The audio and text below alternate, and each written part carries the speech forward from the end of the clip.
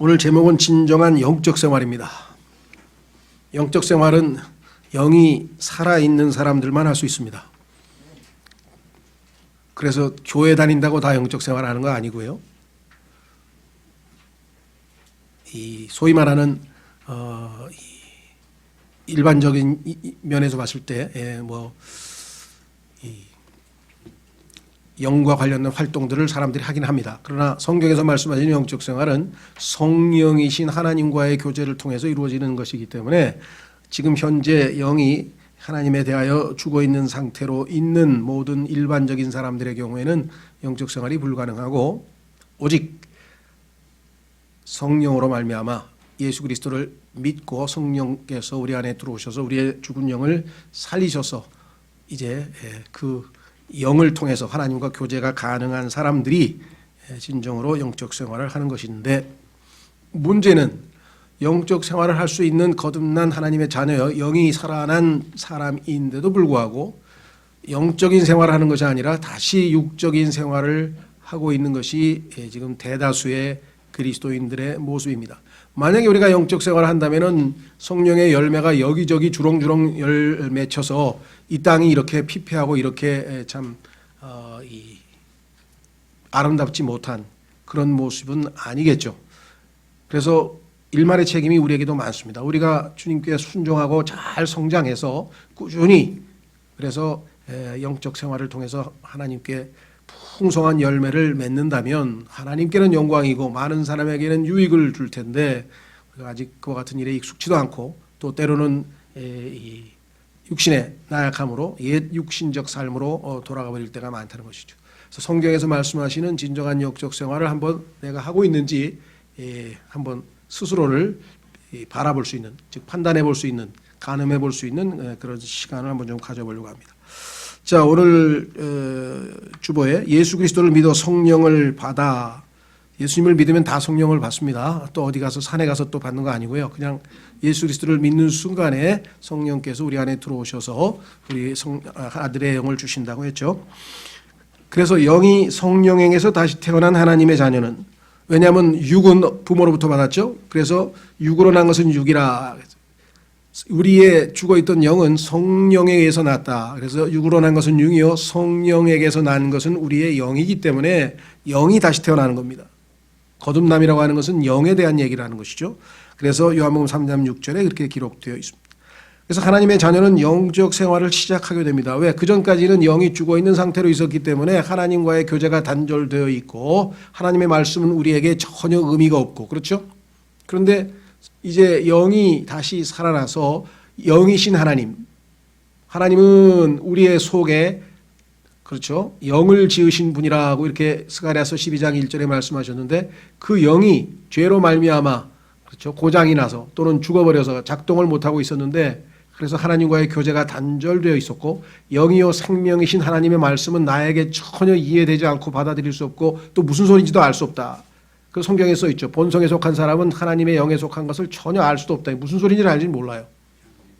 그렇게 됐는데 성령께서 들어오셔서 우리의 죽은 영을 살리시고, 그 성령께서 하나님의 말씀을 조명해서 우리가 하나님의 말씀을 읽어가고 공부해가고 배워가는 동안에 점점 깨우쳐서 이제 더욱더 하나님에 대해서 알아가고, 그 다음에 하나님께서 우리에게 기대하시는 그러한 영적 생활을 이제 할 수 있게 된다. 그래서 시작을 했습니다. 문제는 어디에 있느냐? 시작은 다 했어요. 왜? 태어났으니까. 그런데 갈라디아서 3장에 보니까 너는 태어날 때 시작은 성령으로 잘 했는데 어떻게 가다가 중간에 다시 육체로 완전해지려고 하느냐? 신앙 생활은 영적 생활이기 때문에 종교 생활과는 다릅니다. 그렇죠? 그래서 여기 나와 있는 것처럼 문제는 갓 태어난 어린아이로서 서투른 영적 생활이기에 이제 갓 태어나서 잘 몰라요. 영에 대해서는 익숙하지가 않아요. 그렇죠? 우리가 미국에 갔다. 그럼 미국의 생활 방식을 우리가 잘 모르기 때문에 많은 면에서 당황하고 또 적응하는 데 시간이 걸리죠. 뭐 운전만 하더라도 우리같이 엉성하게 하면 다 걸립니다. 거기는 아주 철저하게 법을 지켜야 돼서 스탑하면 반드시 스탑해야지. 아무도 없는데 왜 스탑해 하고 지나가면 바로 경찰이 삑 하고. 또 만약에 영국으로 갔다 그러면 운전대가 반대쪽에 붙어 있잖아요. 그거 적용하려면 또 얼마나 한참 걸리겠어요. 걷는 방향도 다 다르고 막 여러 가지 면에. 그러니까 영적 생활이라고 하는 것은 거듭나는 순간에 출발의 시작이 됐는데 처음부터 끝까지 다 새로 배워야 돼요. 그래서 예수님께서 나는 마음이 온유하고 겸손하니 내게 와서 배우라. 하나님의 은혜가 우리를 가르치시되 세상의 욕심과 경건치 아니하는 것을 부인하는 것을 가르쳐 주신다. 하나서부터 열까지 다 새로 배워야 되는데 그게 부실하면, 그렇죠, 교육이 부실하면 애가 상급학교 진학하는데도 여러 가지 문제가 있고 결국은 건전한 한 시민으로서 성장이 안 되듯이 영적으로도 건전하게 성장이 안 되게 되면 많은 어려움과 부작용이 생기고 결국은 본인 스스로도 불행한 그리스도인으로, 하나님께서는 구원받는 순간 기뻐하고 하늘나라에 가서 기뻐하고 뿐만 아니라 이 땅에서도 기뻐하면서 하나님의 도우심을 받아서 얼마든지 행복하게 살아갈 수 있는데 이 땅에서는 그냥 광야에서 가나안 땅에 한 번도 못 들어가 보고 젖과 꿀이 흐르는 땅은 못 가보고 풍성한 삶은 살아보지 못한 채 계속 광야에서만 뱅뱅뱅뱅 돌다가 나중에 너무 힘들다 이렇게 해서 신앙생활을 마쳐버리는 그런 경우가 너무 많다는 거죠. 그래서 신약 성경의 서신서의 대부분은 바로 우리, 즉 거듭남과 휴거 사이에서 그리스도인들이 어떻게 살아야만 제대로 된 삶을 살 수 있는지, 어떻게 하면 제대로 된 영적 생활을 하는지, 이것을 전부 다 우리에게 가르쳐주는 내용으로 들어가 있습니다. 그렇죠? 여러 번 반복하면서. 자, 그래서 많은 시행착오를 겪게 된다는 것입니다. 그렇습니다. 어린아이가 뭘 한 가지를 배우려면 어린아이가 얼마만큼 많이 넘어져야 일어서서 제대로 걸을 것인지, 또 목을 가눌 것인지 등등등등 생각해 보면은 영적 생활에 있어서의 반복 훈련이 얼마나 또 필요할 것인가. 자, 그래서 여기 이렇게 기록했습니다. 갈라디아서에 뭐라 그랬냐면, 바울이 그런 안타까운 갈라디아 성도들의 모습을 보면서 마음이 무거우니까 너희가 그렇게 어리석으냐, 너희가 성령으로 시작하였다가 이제는 육체로 완전해지고자 하느냐. 시작은 성령으로 했는데 율법을 열심히 지켜서 하나님 앞에 의롭다고 인정받고 싶고 그게 가능하겠는가 라는 질책은 율법을 지키는 것을 영적 생활로 착각하고 있는 사람들에게 하나님께서 책망하는 말씀입니다. 문제는 또 다른 극단이 있어요. 그 극단은 뭐냐, 우리는 예수 그리스도를 믿고 죄에서 사함을 받고 과거의 죄, 현재의 죄, 미래의 죄로부터 완전히 구속을 받았다. 그래서 우리는 더 이상 어떤 짓을 해도 앞으로 우리의 어떤 향후 행동과 상관없이 우리는 하늘나라로 가는 것이 보장되어 있다. 그 말은 맞는 말이죠. 문제는 그렇기 때문에 이 땅에서 내가 마음대로 살려고, 그렇죠, 하고 싶은 대로 살고 그래도 나는 하늘나라 가면 된다. 지옥에 안 가고 하늘나라 가면 됐지. 뭐 이 땅에서 막 고뇌하면서 막 신앙생활하고 막 십자가를 지고 그렇게 복잡하게 신앙생활하냐. 이런 사람의 경우에는 두 가지예요. 첫째, 과연 성령이 내주하셔서 성령께서 그런 생각을 하도록 내버려 두실 수는 없고요. 구원받았는지 점검해 봐야 되고, 그런 생각을 했다면. 두 번째는 구원을 받았는데 그랬다면 이건 마귀에게 이미 점령당한 사람이기 때문에 어쩌면 아나니아와 삽비라처럼 하나님께서 뭐 일찍 데려가실 수도 있죠. 왜? 놔둬봐야 뭐 죄밖에 더 짓겠어요? 이 땅에서 주님 오실 때까지 계속 죄만 짓게 하나님께서 그를 내버려 두실 리가 없겠죠. 데려가서 차라리 그냥 하늘에서 쉬게 하시는 게 더 낫겠지. 자, 뭐 그건 아주 극단적인 케이스고요. 그러나 하여간 보니까 사도 바울도 성경에 썼죠. 로마서에도. 내가 죄를 많이 지으면 하나님의 은혜가 더 풍성한 거 아니냐. 왜? 내가 죄를 10개 지었는데 하나님이 용서해 주셨다.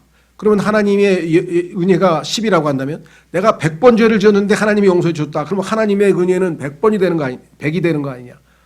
내가 죄를 많이 지을수록 그러면 하나님께 영광 돌리는 겁니까? 하나님의 은혜가 긍휼이 더 커지니까. 이런 궤변을 늘어놓는 사람이 바울시대에 있었기 때문에 God forbid, 하나님께서 금지하시느니라, 우리말로는 결코 그렇지 않느니라고 이제 의역을 했죠. 있을 수 없는 거예요. 왜? 죄로부터 자유롭게 해줬는데 죄를 다시 지어서 하나님께 영광을 돌린다는 게 말이 되냐. 로마서 3장, 로마서 6장에 그런 사람들이 있었기 때문에 그런 얘기를 했는데 오늘날에도 그런 사람들이 있어요. 담대하게 죄를 씁니다. 과거, 현재, 미래, 내가 내일 죄도 다 용서받았거든. 오늘 지금 죄 져도 다 용서된 거야. 그거는 십자가에서. 그러니까 마음대로 아무것도 신경 쓰지 말고 우리 한판 진탕 돌아보자. 뭐 이런 사람들도 있고 별의별 사람들이 다 있어요. 그래서 이야 이거 그래서 성경에 보면 그런 사람이 있었어요. 자, 그래서 이걸 극단적, 안일하거나 방종하는 율법 무용론은 또 다른 극단입니다. 성경이 말씀하시는 올바른 영적 생활은 과연 무엇일까요? 첫 번째, 그리스도인의 생활, 곧 진정한 영적 생활이란 단지 기계적인 방법으로 일정한 금지 항목을 만들어 놓고 지키는 것 이상을 말합니다. 이건 무슨 소리냐? 예수 그리스도를 믿으면요, 과거에 우리가 대부분 다 좀 세상적인 쾌락이나 육적인 욕심이나 그러니까 뭔가 잘못 살았지 잘 사는 게 별로 없거든요. 그러다 보니까 뭘 안 해야 된다 이게 성경에 보니까. 그래서 과거에 우리나라의 전통은 예수 믿으면 술 담배를 끊어야 된다. 이게 아이가 그렇죠. 그 얘기를 제일 많이 했었어요. 그래서 어떤 사람이 직장 다니다가 뭐 회식을 할 때 가서 뭘 먹을 때 저 술 안 합니다. 너 교회 다니냐? 술 안 합니다. 그러면 그냥 바로 물어봐요. 너 교회 다니냐? 그러죠? 예. 그만큼 이 뭘 안 하는 게 그래서 조금 거기에 뭐 미국의 근본주의자 같은 경우에는 아주 또 엄격하게 뭐 율법적인 요소가 많죠. 예, 그렇죠? 예를 들면 뭐 무슨 이 영화를 안 보러 간다든가 무슨 클럽에 안 다니 뭐 클럽 안 다니는 건 뭐 잘하는 거겠지만 하여간 클럽을 안 간다든가 아니면 뭐 등등등등 뭐 안 하는 그러니까 예수 그리스도인이기 때문에 나는 이거를 안 한다. 그래서 그 안 하는 금지 항목을 잘 지키면 신앙생활을 잘 하는 사람인 것처럼 그렇게 오해들을 많이 했고 또 반대로 열심히 전도하고 기도하고 교회 생활 안 빠지고 착실하게 약간 규칙적으로 이렇게 교회 생활을 하면 이 사람 아주 신앙생활 잘하는 것이다. 이렇게 그러니까 우리의 어떤 외적인 그렇죠. 율법적인 어떤 것들을 지키고 준수하는 종교 생활을 하는 것이 곧 신앙 생활인 것처럼 우리가 착각하는 경우가 많이 있더라는 것이죠. 그래서 성경에서 말씀하시는 것은 그런 외적인 종교 생활이 필요 없다는 게 아닙니다. 예수 그리스도를 믿고 내가 하나님께서 술에 대해서 성경에 이렇게 말씀하셨으니까 하나님이 싫어하시기 때문에 내가 힘들지만 기도하고 끊어야 되겠다. 그렇죠?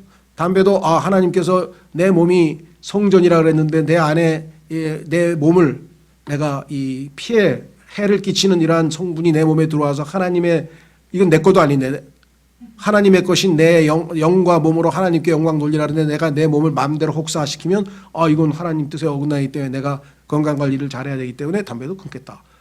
이거 뭐 얼마나 건전하고 좋은 겁니까? 예. 그런데 그게 아니라 이거 안 하면 내가 참 신앙생활을 잘하는 것이다. 이렇게 해서 어떤 자기 의의를 만들어가는 것은 종교 생활이지 신앙생활 아닙니다.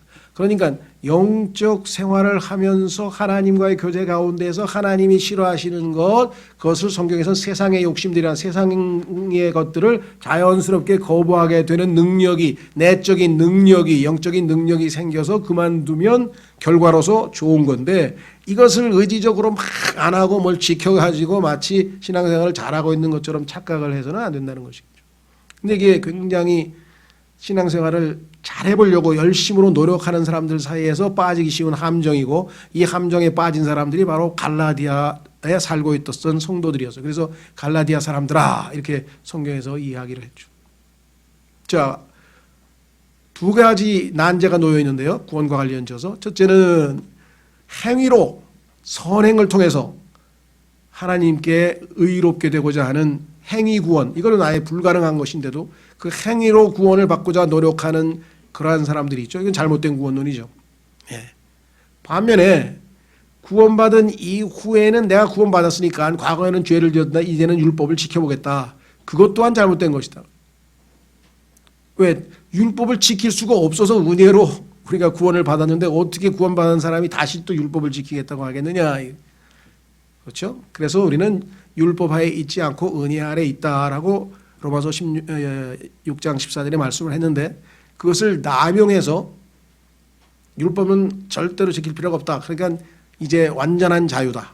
맞습니다. 자, 그래서 그리스도인의 삶은 완전한 자유다. 이렇게 주장한 것은 맞습니다. 자, 확인해 보겠습니다. 갈라디아서 5장 1절. 갈라디아서 5장 1절.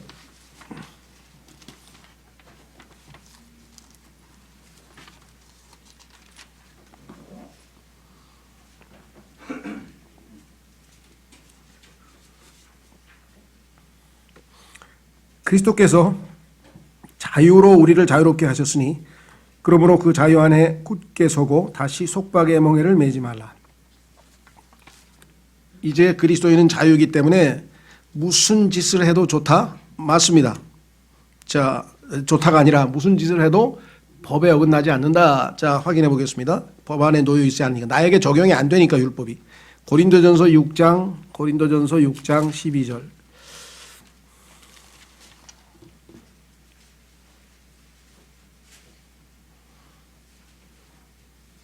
고린도전서 6장 12절.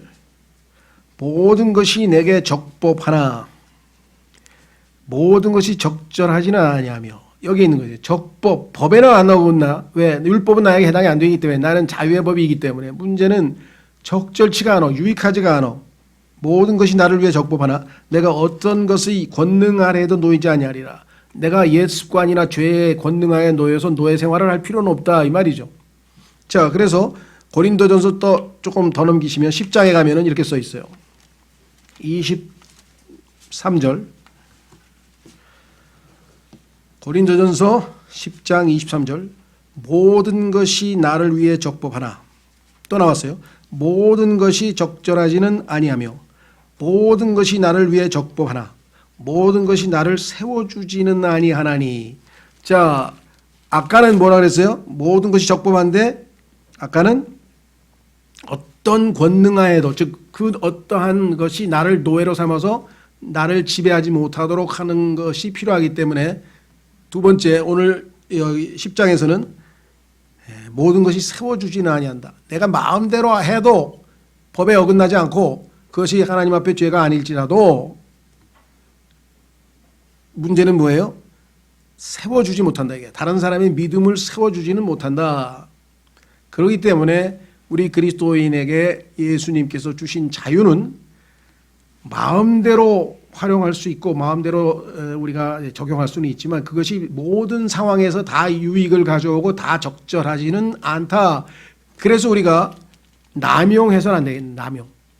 자, 다시 갈라디아서 5장 13절에 그래서 하나님께서는 5장 1절에서 자유롭다고 자유를 주장하면서도 그 자유가 어떻게 작용되는 것이 하나님께 영광을 돌리는지 이렇게 말씀을 했어요.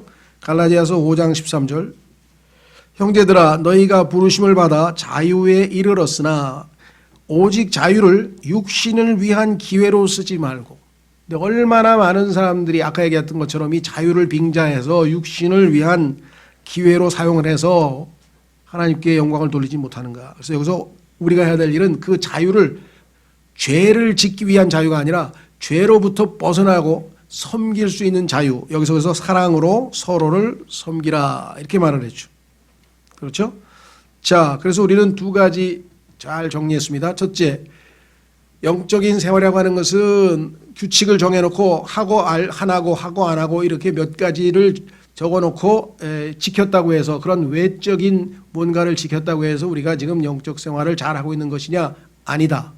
두 번째, 반대로 그렇다고 해서 자유를 마음껏 누리면서 방종하면서 하여간 원하는 대로 자기 멋대로 사는 것이 그렇다면은 성경에서 말씀하시는 영적인 생활이냐? 그것도 아니라 이거죠. 그래서 양극단이 아니고 그러면 어떻게 하는 것이 구체적으로 영적인 생활인가 한번 밑으로 내려가겠습니다. 자, 그래서 3번으로 갑니다. 진정한 영적 생활은 외적인 것이 아니라 내적인 것입니다. 여기에 있습니다. 우리의 영은 속사람이기 때문에 항상 우리의 관심은 영에 가 있어야 돼요. 속사람. 하나님은 영이시기 때문에 내 영이 하나님과의 관계에서 올바른 상태에 있을 때라만 하나님께 성령께서 역사하실 수가 있겠죠? 그렇죠. 자, 최초로 죄를 지을 때도 어떻게 했습니까? 속사람, 즉 여기 나와 있는 것처럼 내적인 것에 우리가 초점을 맞췄다면 죄를 지을 리가 없었죠. 이브가 하나님의 말씀을 상기하면서, 그렇죠, 사탄을 대할 때에 정확하게 하나님의 말씀을 인용하고 딱 거부했더라면, 즉 영이요 생명인 하나님의 말씀으로 마귀를 대적했더라면 죄를 지을 리가 없죠. 그런데 마귀가 대화를 걸었을 때 이브는 영으로 대적한 것이 아니라 어떻게 했어요? 눈으로, 몸이죠, 몸.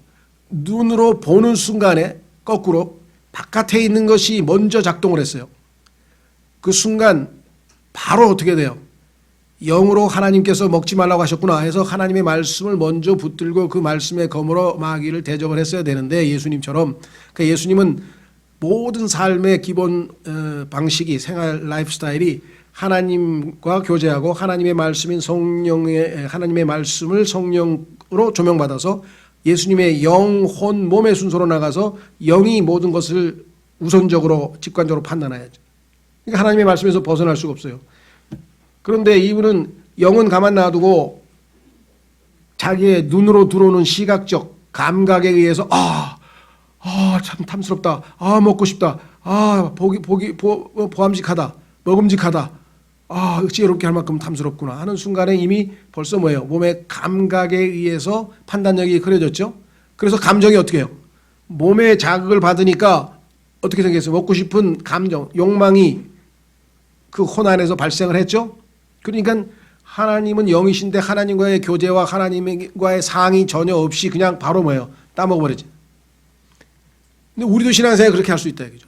성령께서 내주하고 계시기는 하지만 우리가 영적인 삶이 아니라, 그렇죠? 외부 자극에 의해서 우리도 얼마나 쉽게 반응하냐. 어떤 상황이 발생했을 때 그것이 하나님의 말씀이 이에 대해서 뭐라고 말씀하시는가. 지금 이 상황에 대해서 하나님은 뭐라고 말씀하는지 말씀이 떠오르고 그 말씀이 나를 통제해서 내 혼을, 그렇죠, 지혜롭게 통제하고 그 다음에 내 몸에게 명령을 해서 내 몸은 하나님의 뜻대로 행동을 해야 되는데, 자극을 받으면 우리의 혼부터 팍 일어나가지고 하나님의 영과는 아무 상관없는 영적 생활을 이렇게 하는 것이 우리의 일상생활의 상당한 부분이다. 자, 그래서 여기 나와 있는 것은 내적인 것이다. 예수님께서는 누가복음 17장에 하나님의 왕국은 속에 있다. 너희 속에. 그렇죠? 자, 그래서 하나님의 왕국은 성령 안에서 의와 화평과 기쁨이라. 이게 다 영적이고 내적인 것입니다. 외형적인, 겉으로 드러나는 게 아니에요. 즉 하나님과 사람을 거스르는 탐심을 갖지 않는 것입니다. 율법 10가지 중에서 사도 바울은 당당하게 자기가 다 지킨 줄 알았죠. 그래서 완벽하다. 난 율법으로는 난 정말 완벽하다고 생각을 했는데 어느 날 한순간 10번째 계명인 탐심, 하지 말라라고 하는 그 말씀을 접하는 순간에 자기의 속에, 이거는 내적인 게 아니라 외적인 게 아니라 내적인 것이었죠. 유일하게. 그래서 그 안에 탐심이 있다는 사실을 알고 자신이 죄인이라고 하는 것을 인식하고 결국은 구원을 받은 내용이 로마서 7장에 기록되어져 있습니다. 그렇죠? 네. 자, 그래서 탐심을 통해서 사도 바울은 자신이 하나님 앞에 죄인인 것을 인식하게 되는데 우리의 신앙생활도 바로 이 내적인 것으로부터 출발하게 되어 있다. 그래서 성경에 보니까 거기에 출애굽기 하나님께서 탐심하지 말라고 하는 10계명에 대한 10번째 계명이 있고요. 로마서 얘기는 금방 말씀드린 것처럼 사도 바울이 탐심으로 인해 자기가 죄인인 것을 깨달았다고 했죠. 예수 그리스도께서도 이 속으로, 마음으로 미워하면 이미 살인. 그래서 요한일서 3장 15절에서는요. 형제를 미워하는 자는 살인자라. 아니 마음 안에 행동을 안 옮겼는데 하나님께서는 이미 그 마음의 상태가 언젠가는 바깥으로 표현될 거야. 그렇기 때문에 미워하는 사람을 살인자라고 성경에서 요한일서 3장 15절에 기록을 해 둔 것입니다. 자, 그래서 두 가지를 이제 우리가 점검을 해야 되는데 첫 번째 1번, 2번은 하나님과의 관계입니다. 하나님과 나와의 관계에서 내 마음의 상태가 어떤가. 두 번째는 3번, 4번은 이웃. 내 이웃과의 관계에서 내 마음의 상태가 어떨 때 나는 영적인 생활을 하는 것인가. 첫 번째, 우리는 만족할 만큼 하나님을 사랑해야 합니다. 예수 그리스도께서 오늘 읽은 본문 기억나시죠? 예수 그리스도께서 큰 명령이 뭐냐? 주 내 하나님을 마음과 혼과 생각과 힘을 다해 사랑하라. 그럼 두 번째가 뭐냐? 내 이웃을 내 몸같이 너 자신과 같이 사랑하라. 그런데 이 전체가 다 성경 전체를 요약하면 이 두 가지다 이게. 예수님께서 그렇게 말씀하셨죠. 성경 전체가 딱 두 가지로 요약이 돼요. 하나님을 사랑하고 이웃을 사랑하라. 그러면 하나님께서 로마서 1장에서 하나님의 진노가 하늘로부터 계시되었나니 이 지구상 위에 이 땅 위에 하나님의 진노가 콱 지금 잔뜩 계시돼서 나타나서 누구 위에 지금 머물러 있느냐. 그러니까 성경에 보니까 믿지 않는 사람들 위에 머물러 있다라 그러죠. 원래는 이 땅에 있는 모든 사람들 위에 다 머물러 있었어요. 그런데 예수 그리스도께서 십자가에서 죽으시고 그 예수 그리스도를 구원자로 받아들이는 사람들의 경우에는 하나님께서 이미 예수님이 받은 진노를 그가 받은 것으로 간주하기 때문에 우리 위에는 지금 진노가 없죠. 그러나 요한복음 3장 36절에 보면 예수님을 안 믿는 사람들은 그 위에 하나님의 진노가 머물러 있다고 지금 현재도 써 있어요. 그렇게 요한복음 3장 36절에. 자, 그런데 그 진노는 왜 나타나느냐 그랬더니 불경건, 하나님을 하나님으로 바로 대접하지 못하고, 쉽게 얘기하면 예수님 말대로 하나님을 사랑하지 않아서, 두 번째 불의는 뭐냐, 사람을 올바르게 대하지 않아서, 이웃을 나 이외에 다른 사람들을 올바르게 대하지 못해서, 이건 불의하죠. 옳지 못하다. 그게 뭐예요? 내 자신과 같이 사랑하지 않는 거예요. 그래서 예수님께서는 하나님께서 진노하신 두 가지 이유가 하나님을 사랑하지 아니하고 이웃을 사랑하지 않았기 때문에, 하나님의 성품은 사랑이신데 그 사랑이신 하나님의 뜻을 어기고 이 땅에서 하나님을 안 사랑하고 이웃을 안 사랑하는 게 이 땅의 모든 인간들의 모습일진데 하나님의 진노가 하늘로부터 계시되어 나와 있다라고 로마서 1장에 말씀. 그래서 예수님은 성경 전체 핵심이 뭐냐, 하나님을 사랑하고 이웃을 사랑하는 것이다. 그래서 구체적으로 내가 하나님을 사랑하고 있다는 것을 어떻게 알 수 있냐 이게. 내 마음이 항상 막 감사하다 막 이렇게 막 감정이 솟구치는 게 그럼 냉랭할 때는 난 하나님이 사랑하지 않는 것이냐. 감정과 관련된 문제는 아니라는 거죠. 1차적으로. 그래서 성경에서 우리가 이 측정할 수 있는 어떤 그 기준 또는 도구를 한번 생각해 볼 때, 첫째는 뭐냐. 자, 여기 나와 있습니다. 어느 순간 잠잠히 하나님께 감사드린다는 것은 적어도 그 순간에 참으로 우리가 하나님을 사랑하고 있다는 증거입니다. 여러분 마음에 하나님에 대한 진정한 감사하는 마음이 있다. 하나님에 대해서 불만이 있다든가, 그렇죠? 하나님을 생각하기 싫다든가, 하나님이 두렵다든가, 나 요즘 너무 많이 죄를 져서 내가 하나님 앞에 나가기도 싫다 라든가, 아니면 쭉 신앙생활 했는데 남는 게 뭐야? 이게 뭐야 이게 하나님이 나 복 준 거야 뭐야?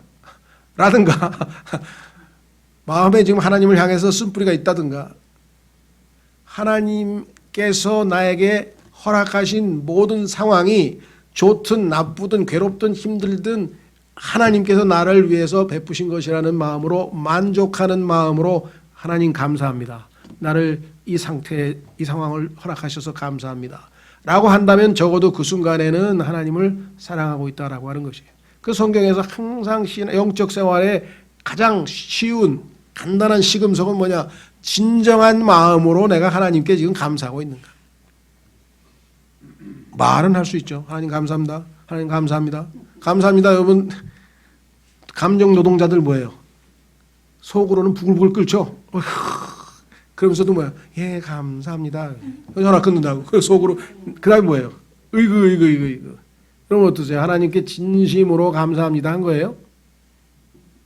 그러면 기쁘고 행복하죠. 그렇죠? 아니, 감사한 마음이 있는 사람이 기쁘고 행복하고 다른 뭐가 있겠어요? 자, 그래서 성경에서는 이 감사에 대해서 정말 얼마나 자주 강조하고 하는가. 그렇죠? 자, 그래서 여러분이 하나님께 여기 나와 있는 것처럼 탐심을 하고 있지 않다. 나는 하나님 것에 대해서 탐하고 있지 않다. 하나님이 나에게 허락하신 게 적든 많든 뭐 내가 보기에 별로 마음에 들든 안 들든 하고 상관없이 나는 절대적으로 하나님이 나에게 주신 것에 대해서 만족하겠다. 하나님께 감사한다. 이런 상태가 되면 굉장히 영적으로 이제 훌륭하고 잘 성장하고 있고 뿐만 아니라 정말 영적 생활하고 있는 사람이겠죠. 반면에 인간에 대해서는 어떻게 하냐. 인간. 하나님께 대해서는 감사를 기준으로 해서 우리가 쉽게 요즘에 진단키트처럼, 그렇죠? 진단키트로 딱 하면 음성 양성 나오듯이 딱 내 마음에 진정으로 하나님께 감사하면 양성이구나. 양성이 아니지. 나쁜 거지. 코로나는 양성이 나쁘지만 하나님께도 양성이 좋은 거죠. 자, 그래서 내가 지금 마음이 영적 생활을 하나님께 감사하고 있구나. 이렇게. 그럼 인간에 대해서 어떻게 해요? 다른 사람에 대해서는. 자, 구체적으로 여기 나와 있어요. 우리는 조금도 질투를 내지 않을 만큼 사람을 사랑해야 합니다. 자, 인류 최초의 살인은 시기심으로 말미암았죠. 예수 그리스도는 당시의 종교 지도자들의 시기심 때문에 십자가에 달리셨죠. 물론 예수님은 자신의 생명을 내어주신 거지만 외견적으로 보면 그들의 질투심, 시기심이었다고 성경에 나오는 것을 우리가 볼 수가 있었습니다. 그렇죠? 자, 그런데 다른 사람에게 자, 두 가지인데요. 불행한 일이 일어났다. 자, 여기 나와 있는 것처럼 우는 자와 함께 울고라고 로마서 12장 15절에 말씀해 주는데 어떤 사람에게 불행한 일이 일어났다. 그럼 어떻게 됩니까, 여러분이? 아우, 참 안 됐구나. 아이고, 저런 일이. 그렇죠? 네, 그런데 그 사람이 내가 평소 때 아주 싫어하던 사람이야. 못마땅해. 그럼 어떻게 됩니까, 속으로? 겉으로 가서 아유, 뭐, 안 됐네. 야, 내가 기도할게. 빨리 잘 되도록. 돌아서면서 뭐예요? 내가 그럴 줄 알았어. 하나님이 한 대 치실 걸 내가 알았거든, 나는. 그게 욥의 친구들이야. 처음에 가가지고 일주일 동안 막 그냥 뒤집어 쓰고 막 욥하고 똑같이 괴로워하고 저 친구가 왜 저렇게 됐을까 막 하다가 한다는 소리가 너 혹시 엄청난 죄진 거 아니냐? 뭐 숨기고 있는 거 아니냐? 이러고 나오는데, 그렇죠? 그래도 다른 사람이 불행했을 때 아주 특별한 예외적인 경우, 아주 정말 그런 경우 아니라면 우리가 좀 그래도 다른 사람과 함께 우는 것은 아주 이 양심이 돌덩이처럼 딱딱한 사람 아니면 그래도 그거는 좀 나은 것 같아요. 그렇죠? 그런데 여기 나와 있는 것처럼 기뻐하는 자들과 함께 기뻐해야 된다. 이게 잘 안 되는 거야. 오죽하면 사촌이 땅을 사면 배가 아프다고 나왔겠어요? 오죽하면. 그렇죠? 여러분 어떠세요? 네, 주변에 있는 형제 자매들이 막 잘 풀린다. 기도 응답도 착착 받고 영적으로도 성장하고 막 성경도 잘 알고 막 그럼 막 기쁩니까? 기쁘다. 저 사람도 나의 지체인데 나는 손가락이고 그 사람은 뭐 예를 들면 팔이다. 그러면 아이고 기쁘다. 같이 기쁘다. 그러세요? 아니면 집에 가가지고 하나님 너무하신 거 아닙니까? 저 사람 신앙생활 나보다 못해요. 나보다 기도도 못하고 헌금도 덜 냈고 난 지금까지 얼마나 교회 헌신했는데 저 사람 잘 되는데 난 왜 모양입니까? 그러세요? 안 그러세요?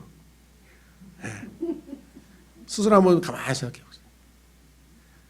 세상 사람들은 그래요. 근데 세상 사람들 중에서 특히 이렇게 명예, 어떤 인기, 스타 뭐 이런 거 있으면요, 굉장한 질투심이 있습니다 거기에. 그렇죠?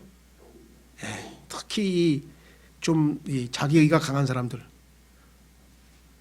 대학 교수들 이런 사람들 보면 어떤 사람이 그 선생님 요번에 논문 쓰셨는데 정말 잘 쓰셨던데요? 그러면 옆에 있던 원로 교수가 다 베낀 거야.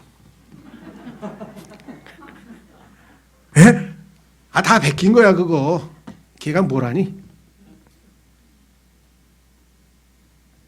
이거 아주 그냥 비일비재하게 매일 일어나는 일이에요. 그렇죠? 다른 사람 잘 되는 거 뭐 인정받고 이런 거 굉장히 못 견딥니다. 똑같아요. 근데 목사들도 어제 그 사람 설교 들어보니까 잘하던데. 그러니까 야 그거 다 베낀 거야. 에? 그러세요?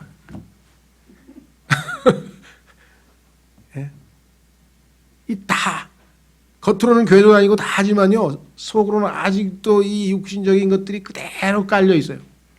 자, 그래서 기뻐하는 사람인데 어떤 사람이 잘 됐는데 나도 정말 진정으로 기뻐하고 있다. 그 사람은 영적 생활하고 있는 거야. 그건 육신으로는 안 되는 일이니까. 성령님께서 나를 통제해서 내가 순종해서 성령님의 속성으로만 가능한 일이에요. 어떤 사람이 나보다 못한데 잘 되고 있다 할 때 아유 정말 잘 됐네 하고 내 마음이 정말 기쁘다. 그러면 진짜 하나님께 감사하세요. 많이 성숙하신 거세요. 대부분 기뻐해야 되는데 기뻐하라고 하셨는데 갑자기 말씀이 떠올라오고 기뻐하는 자들과 함께 기뻐해야 되는데 나는 왜 마음이 안 기쁘지? 이상한데 하나님 기뻐하게 해주세요. 그 정도만 해도 신앙생활 잘하는 거예요. 기뻐하는 척 했다 집에 와가지고 그냥 아이씨 오늘 이게 하고 막 씩씩거리고 막 이런, 그래도 엎드려서 하나님 제 마음을 고쳐주세요. 제가 너무 영적으로 어린가 봅니다. 뭐 하면서 좀 그러면 좋겠는데 대부분의 사람들이 이게 안 돼요. 관심도 없고. 근데 하나님께서 그걸 원하시는 거예요. 그렇죠? 자, 그래서 궁극적으로 하나님께서 기대하시는 것은 무엇인가? 네 번째, 탐심을 갖지 않는 소극적 자세에서 안 하는 게 중요한 게 아니라, 탐심 안 하는 게 중요한 게 아니라 적극적으로 사랑해야 된다. 이게 소극적 자세에서 적극적 자세로 사랑을 실천해야 합니다. 잘 들어보세요. 사랑은 안 하지만 줄 수는 있어요. 그런데 주지 않고는 사랑할 수 없어요. 잘 생각하세요. 오늘날 우리 주변에 보면 주는 사람 많습니다. 뭐 월드비전에 뭐 어디 하고, 그다음에 홀트 아동복지에 얼마 하고, 그다음에 또 저기 막 아프리카에 뭐 하는 사람들 많죠. 훌륭한 일 많이 해요. 그거 다 잘하는 겁니다. 훌륭한 일이고요. 그다음에 뭐 어떤 사람은 뭐 아너스 클럽 이제 해가지고 막 뭐 얼마더라? 1억 원인가요? 1억 원 이상 기부한 사람이 이렇게 또 그 받는 그런 뭐 있잖아요. 그런 소속된 클럽을 또 아너스 클럽이라고 그래가지고 거기 가입한 사람도 꽤 많습니다. 기부금을 1억 원 이상 한 사람도 많고요. 그 이외에도 보면 뭐 지금 많이 이렇게 저렇게 봉사하고 이상한 사람들 많아요. 다 훌륭합니다. 다 훌륭한데 하나님 보시기에 그것이 다 억셉트 되느냐? 그건 아니에요. 왜? 하나님께서는 항상 내적인 동기를 보기 때문에 주었어. 왜 줬냐 이거야. 그죠? 별의별 사람 다 있어요. 과거에 너무나 착취하고 못된 짓을 해가 돈을 벌었기 때문에 보상심리로 양심의 가책을 느껴가지고 막 이렇게 어려운 사람 도와주는 사람이 있어요. 그런 동기로 안 하는 것보다야 낫지. 예, 그래도 그게 하나님께서 받아들이는 그것은 아니라는 거죠. 그렇죠? 야, 내가 신문에 보니까 내가 지금 우리나라 세 번째 부자라는데 1등, 2등 부자는 벌써 10억 원을 내가 기부했다는데 나는 5천만 원만에 기부를 안 했는데 이거 쪽팔리는데 안 되겠는데. 다음에 수혜헌금 10억 내! 라고 냈다. 훌륭한 겁니다. 그것도 냈으니까. 근데 그게 하나님이 받아주실 만큼 선행이 하나님 걸 안 받아주세요. 문제가 거기에 있는 거예요. 세상과 하나님은 다르기 때문에. 하나님께서는 겉다르고 속다르면 안 돼요. 같아야 돼. 하나님을 사랑하기 때문에 하나님께서 주시는 마음에 따라 내가 기쁨으로 주었다. 그럼 하나님이 인정하시는 거예요. 그렇기 때문에 주었다고 해서 사랑이 없어도 얼마든지 줄 수 있지만 반대로 주지 않고서는 사랑할 수 없어요. 말로만 사랑이 안 된다는 거죠. 그렇죠? 하나님께서 세상을 이처럼 사랑하사 독생하신 아들을 어떻게 했다고요? 주셨으니. 그렇죠. 그래서 성경에 보니까 두 구절 찾겠습니다. 마지막 요한일서 3장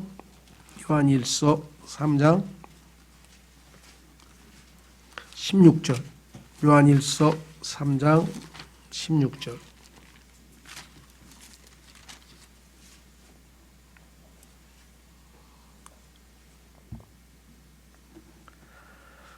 하나님께서 우리를 위해 자신의 생명을 내놓으셨으므로.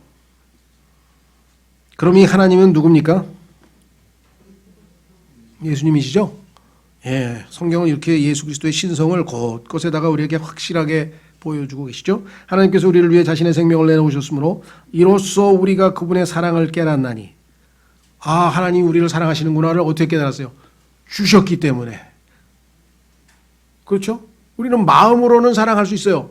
그러나 그것을 확인해서 입증하려면 주는 거예요. 여기 나와 있죠. 예. 그래서 뭐라 그랬어요? 우리가 형제들을 위해 우리의 생명을 내놓는 것이 마땅하니라. 그러나 누가 이 세상에 좋은 것을 가지고 있으면서 자기 형제가 궁핍한 것을 보고도 동정하는 마음을 닫아 그를 피하면 어찌 하나님의 사랑이 그 속에 거하겠느냐.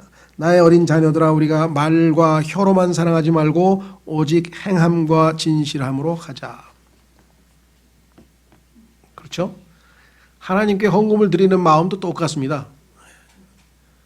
마음이 그 속에 담겨 있는가 없는가. 잠언에서 하나님께서 영적인 아버지로서 우리에게 말씀하시는 것은 아들아 내 마음을 내게 다오. 그렇죠? 자, 그래서 요한일서 한 장 더 넘기시면 5장으로 가시면요. 거기에는 이제 여러분과 제가 하나님을 사랑하고 있다면 하나님을 사랑하고 있는 건 내 마음속에 있잖아요. 그렇죠?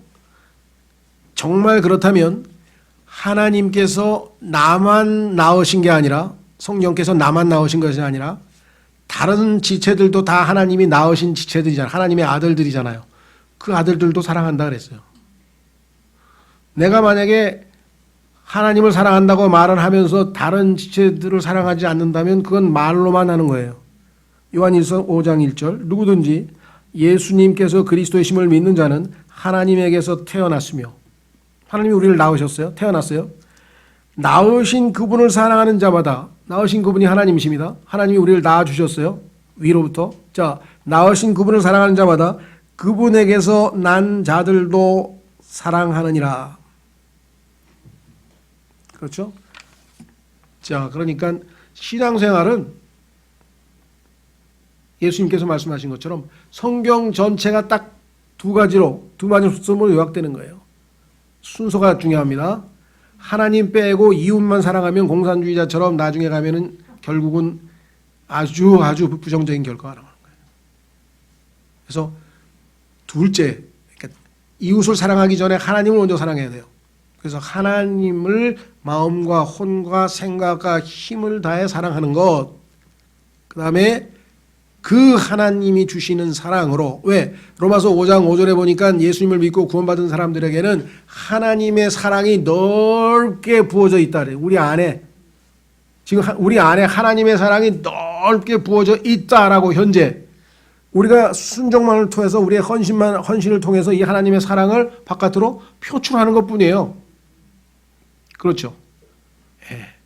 자, 그래서 우리는 하나님을 사랑하고 이웃을 사랑하는 것이 그러나 말씀한 것처럼 말로만 사랑하는 것 아니고 실천적으로 사랑하고 그 다음에 그것이 궁극적으로 뭐예요? 하나님께 대한 진정한 감사와 이웃에 대한 그렇죠? 울 때 함께 웃고 웃을 때 함께 웃을 수 있는 기뻐할 수 있는 그와 같은 영적 상태가 되면 우리는 지금 영적인 생활을 하고 있는 거예요. 그렇지 않으면 결국은 하나님께서 우리의 죽은 영을 살리셔서 영이신 하나님과 교제하고 영적인 생활을 하고 영적으로 성숙해가고 영적으로 살아가도록 했는데 실제적으로는 뭐예요? 신분과는 달리 육적인 삶을 살고 있는 것이죠. 그래서 갈라디아서 5장에 보면은 육신의 행위와 성령의 열매가 대조되어 있잖아요. 그렇죠? 영적인 삶을 사는 사람은 꾸준히 나중에 다 뭐예요? 영적인 열매를 맺을 거 아니에요. 성령의 열매를 맺을 거 아니에요. 그렇죠. 그래서 신앙생활은